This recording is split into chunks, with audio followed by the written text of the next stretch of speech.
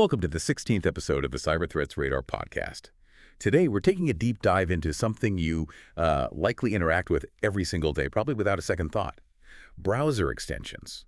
Now, these are genuinely powerful tools, right? They add all sorts of handy functions to your web browser, making our digital life smoother, maybe boosting productivity. But here's the twist, and it's a big one. Their widespread use has turned them into a rapidly escalating security threat. We're talking about serious incidents, things like data leaks and critical exposure for organizations. Okay, let's unpack this, because this deep dive is all about revealing how these seemingly helpful tools can very quickly become significant liabilities, and crucially, what you and the organizations you work with really need to do to protect yourselves. It really is a classic example, isn't it? Convenience clashing head-on with security. What starts as a benign, useful feature can, with just a slight shift in intent or maybe ownership, become a really serious pathway for compromise. We're seeing this play out far too often in the cybersecurity landscape these days. That's a powerful paradox, and frankly, kind of alarming when you put it like that. So let's start at the very beginning then. How do these extensions, the ones so many of us rely on daily, actually get compromised in the first place? How does the bad stuff get in? What's fascinating here is how a trusted tool can quickly turn into a vulnerability at the very first step of compromise. Attackers primarily use, two main methods to gain control. The first one is surprisingly simple, actually, and maybe often overlooked. They just purchase existing legitimate extensions directly from their original developers. Hold on, wait. So it's not always a hack in the traditional sense. It's like a legitimate business transaction, but with malicious intent lurking behind the purchase. Wow, Yeah. that's incredibly clever. Probably very hard to spot from the outside. Yeah, precisely. Yeah. Imagine a small developer builds a useful tool, it gets popular, then a seemingly benign company comes along and offers to buy it out. It looks like a success story for the developer, right? But the new owner then quietly injects malicious code. The second common method, which might sound more familiar, involves compromising the developer accounts themselves, usually through targeted phishing campaigns designed to steal their credentials. Once attackers gain control, whether by buying the extension or by breaching the developer's account, they inject malicious JavaScript code. This code then establishes a connection back to a remote command and control server that lets the attackers receive commands and orchestrate their next moves from afar.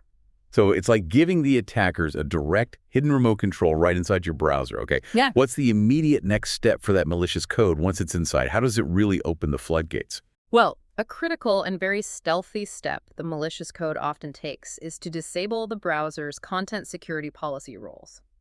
We call it CSP. CSP is like a guard dog, you could say. It's designed to prevent unauthorized script execution on websites. By bypassing it, the malicious code can then execute scripts on any website a user visits, not just the specific site where the extension might have seemed relevant. This immediately opens the door to initial malicious activities, things like advertising fraud or maybe manipulating your search results.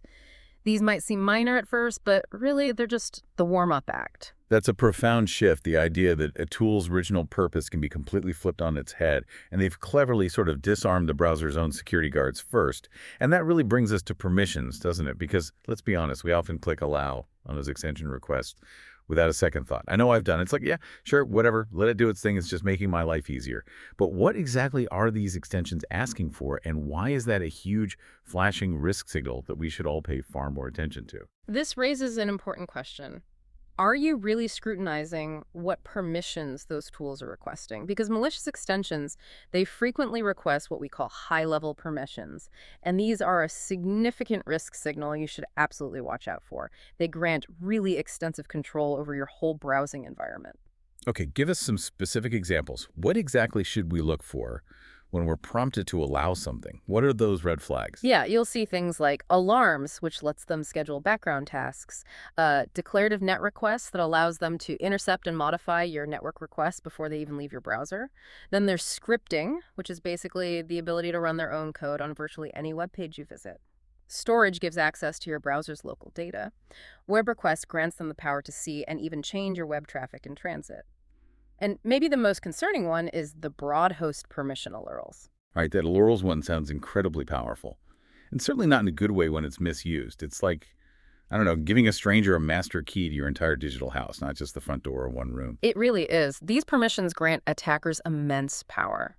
If a compromised extension has that URL's permission, it effectively has eyes and hands on everything you do online. They can access and modify any website you visit, inject malicious scripts, alter web requests, completely manipulate browser interactions. Just think about the implications. And here's the real kicker, even extensions that were once completely trusted, totally benign, can become malicious over time.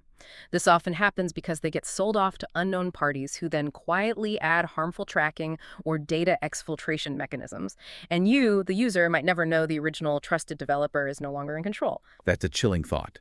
That something you've maybe used for years, believing it to be safe, could suddenly turn on you simply because it changed hands behind the scenes. I just realized I probably have like a dozen extensions on my own browser I haven't thought about in years.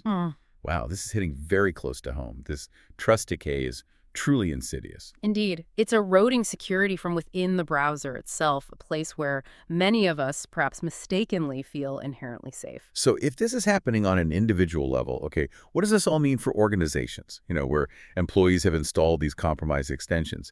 The impact, as the sources tell us, can be incredibly severe.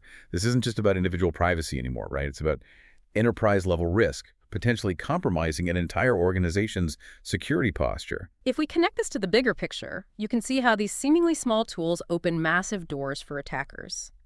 The impacts can range from, significant data leaks and unauthorized access, all the way to substantial financial losses. One common attack path, once those permissions are granted, involves fraudulent advertising and click hijacking. These extensions can inject unauthorized ads into web pages you're viewing, maybe redirect your searches to malicious sites, or even modify affiliate links to generate fraudulent revenue for the attackers. You might recall the Capital One shopping extension, for instance, faced a lawsuit over allegations of manipulating affiliate links like that.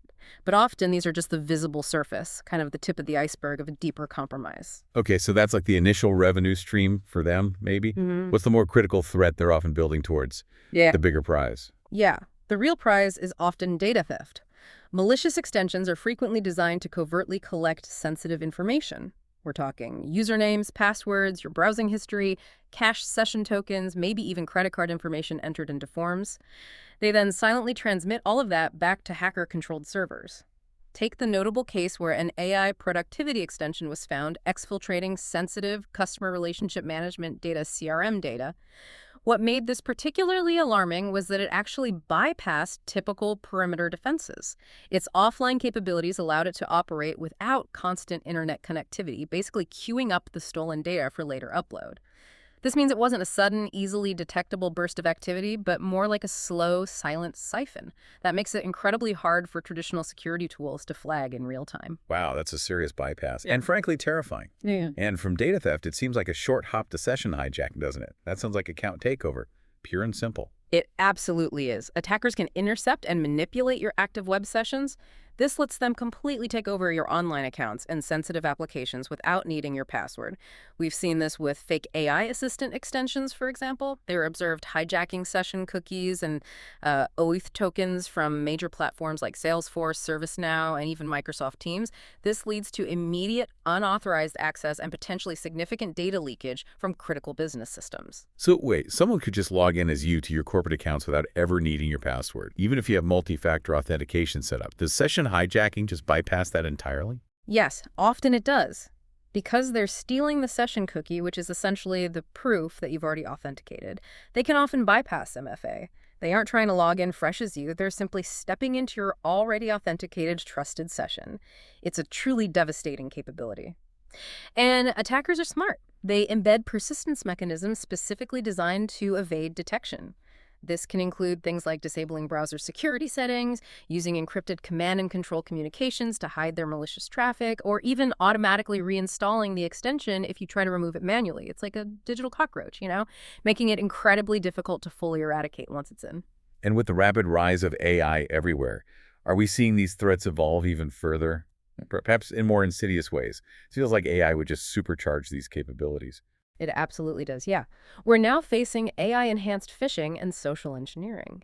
Think about advanced AI-driven extensions that can generate real-time phishing payloads or social engineering scripts. And these are tailored exactly to a user's behavior and browsing patterns, making them incredibly convincing. They might even be able to interact with web-based platforms automatically, maybe inject fraudulent comments, send fake emails, or post malicious messages that seem legitimate. Imagine an AI extension reading your emails and then crafting a highly convincing phishing attempt based on your real conversations, all done automatically. It's really next level malicious activity. That's deeply concerning. And beyond the immediate technical and operational impacts, what about the legal side for organizations? I imagine all this unauthorized data collection has compliance nightmares written all over it. It certainly does. That brings us neatly to compliance violations. The covert collection of behavioral analytics, screen captures, even keystroke patterns by some of these particularly AI-driven extensions can directly lead to severe violations. We're talking about critical data privacy regulations like GDPR in Europe, CCPA in California, IPA for healthcare data. Hmm. If your organization operates under these regulations, this represents a major legal and financial risk. It could result in substantial fines, not to mention significant reputational Fair, damage. the fines alone could be crippling. And finally, the broader ecosystem risk, the supply chain aspect. How do extensions impact that? That's the last crucial piece here, supply chain risks. Many modern extensions, especially AI ones, rely on third-party AI APIs or models to function. Now, if these third-party providers are compromised or perhaps if their model updates inadvertently introduce malicious data handling behaviors, it creates significant supply chain vulnerabilities for any organization using those extensions. You're not just trusting the extension developer anymore, you're implicitly trusting their entire ecosystem, that whole chain of dependencies, and that chain is only as strong as its weakest link. Okay, that's a really comprehensive and frankly quite alarming overview of the threats we face from browser extensions. It paints a picture of incredibly sophisticated, often hidden risks. So, given these significant and clearly evolving threats, what's the game plan for organizations? How can they build strong, multi-layered defenses against this growing attack vector? What should they be doing? Knowledge is most valuable when understood and applied. These strategies we'll discuss are really about proactive defense, about building resilience against this evolving threat landscape. First off, continuous risk assessment is absolutely crucial. Organizations need to be continuously monitoring all browser extensions used within their environment. This isn't a one-time checkup. It involves maintaining a thorough inventory of every single extension, meticulously assessing its permissions, identifying known vulnerabilities, and tracking all updates because updates can potentially introduce malicious changes. It's frankly far too complex to do effectively manually, especially at scale, so prioritizing tools that can automate this risk assessment is really key for scalability and accuracy. Okay, so automate the vigilance. Yeah. Don't rely on manual spot checks that are bound to miss things over time. What about setting strict rules for what employees can and can't actually install or use? Absolutely. That leads us directly to automated policies and enforcement. You need more than just suggestions or guidelines. Organizations need to implement and strictly enforce policies that are automatically applied across the board. This includes allow listing, meaning only known, approved, and thoroughly vetted extensions are permitted, full stop. Conversely, you should be actively blocking all known high-risk extensions, or maybe those that request overly broad or dangerous permissions. Just deny them entry. It also means preventing employees from installing extensions from unverified sources, like random websites or unofficial marketplaces. Stick to trusted sources. And specifically for those newer AI-driven extensions, organizations should probably prohibit or severely restrict any that use local or offline AI models unless they've been explicitly approved by the security team after some really rigorous vetting. Right, so it's about tightly controlling the gates, closing loopholes, and leaving very little room for unauthorized or risky installations. But employees are often talked about as the first line of defense, aren't they? Yeah. How do we empower them to be effective guardians in this context? You're absolutely right. User education and training is paramount. Your employees are a critical defense layer, and an empowered, informed user is a strong one. Cybersecurity training needs to specifically empower users to identify red flags, things like extensions asking for excessive permissions or unexpected updates behaving strangely. They need to understand the importance of only using trusted sources for downloading extensions, and crucially, they need to know exactly what to do if they suspect an extension might be compromised, or if they notice any unusual activity, who do they report it to, and how quickly. This training must also keep pace with modern risks, definitely including those posed by these new AI-enabled plugins, as the threat landscape there is constantly shifting. Makes sense. Keep the human firewall updated, too. And beyond policies and people, what about the tools themselves? Are there specific cybersecurity tools really designed to tackle this unique browser extension challenge effectively? Definitely. Implementing advanced modern cybersecurity tools is vital here. There are powerful browser security tools available now, like Spin.AI's SpinCRX, for example, which are designed for exactly this problem. These tools can automate those risk assessments of browser extensions we talked about. They can continuously monitor for suspicious behavioral changes in real time. They help enforce security policies by allowing administrators to create granular rules that control installations and permissions, often based on a machine learning generated risk score for each extension. Critically, they perform the kind of in-depth risk analysis looking at code, permissions, developer reputation, behavior that would be practically impossible to do manually at scale. They can identify and even automatically respond to suspicious activities very quickly. Spin.AI, for instance, specifically considers over 15 different risk indicators covering business risks, security risks, and compliance risks to generate a really comprehensive risk score, giving you a holistic view of the actual risk an extension poses. That sounds like a much more robust way to get ahead of the problem, using intelligence to automate detection and maybe even response. What about fitting this specific browser security piece into a broader organizational security framework, like, say, Zero Trust? How does it connect? Yeah, it's essential to integrate browser security tightly into your overall zero trust integration strategy. Fundamentally, this means enforcing the principle of least privilege access for extensions, too. This includes setting strict restrictions on their access to data, the clipboard, screen capture capabilities, cookies, and so on. The basic principle is trust no extension by default, verify every access request it makes. Deploying secure enterprise browsers that offer more granular, centralized management of plugins and extensions can also be really beneficial here. They provide another layer of control and help ensure a more secure browsing environment right from the ground up. Got it. Apply Zero Trust principles even to these tiny browser add-ons. And finally, what about those external relationships? The third parties involved in developing or powering these extensions. Feels like that's often a hidden blind spot. That's the last crucial piece of the puzzle. Strengthen third-party risk management. You absolutely must include browser extension developers and also those third-party AI API providers they might rely on within your broader third-party risk management TPRM program. This means doing thorough due diligence before allowing their tools into your environment. You need to assess their security postures, understand their data handling practices, and perform regular security audits or reviews to ensure ongoing compliance and security throughout the entire life cycle of your relationship with them. This has been an incredibly insightful deep dive. We've really unpacked the hidden, yet clearly pervasive risks associated with browser extensions. We've seen how these tools, often designed just to make our lives a bit easier, can become major liabilities, from simple compromises leading to ad fraud, all the way to sophisticated data theft, session hijacking, and triggering severe compliance nightmares for organizations. But crucially, we've also walked through a clear, multi-layered approach to defense. Things like continuous assessment, automated policies, robust user education, and leveraging advanced security tools designed for this space. Staying well-informed and, importantly, proactive is clearly the key here, particularly as AI capabilities get integrated into more and more of these everyday tools. Indeed. And maybe a final thought to leave people with. Consider how incredibly reliant we've become on these digital tools, these extensions that literally extend the very core of our online experience.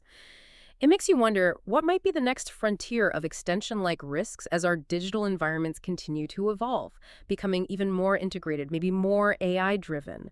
It's not just about addressing the known threats we discussed today, but really about anticipating the unknown, fostering that mindset of continuous vigilance.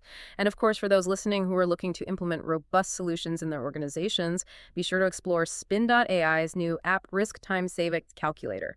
It can help you discover how much time your organization could potentially save with a solution like SpinCRX. That's an excellent point to end on. It really is a continuous journey of vigilance and adaptation in this digital realm we all inhabit.